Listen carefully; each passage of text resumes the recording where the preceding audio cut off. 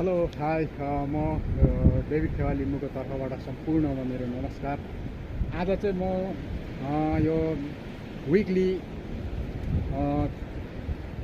Long रमाइलो यात्रामा निस्केको थिएँ।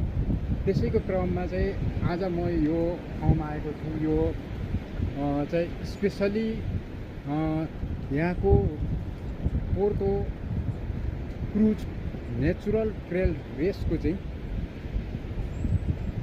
यो बाटो हो।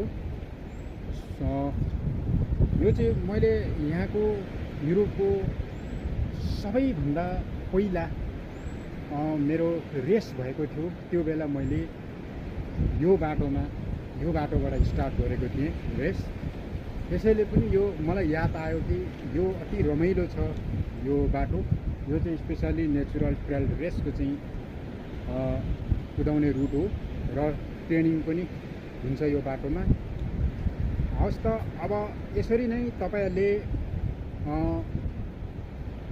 हरेक नयाँ बाटोहरू नयाँ ठाउँहरू यो मदिरा आइसल्यान्डमा जति पनि राम्रो नेचुरल प्लेसहरू तपाईहरुले हेर्नु चाहनुहुन्छ भने र हेर्नको लागि युआर रनर भन्ने युट्युब सब्स्क्राइब गरिदिनु होला र त्यहाँ कमेन्टमा तपाईहरुले सल्लाह सुझाव पनि दिनु होला र त्यसमा जोडिएर मलाई सहयोग गरिदिनु हुन सम्पूर्ण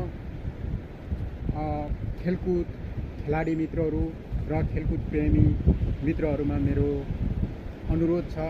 हवस् त, अहिलेलाई ओके, बाई बाई।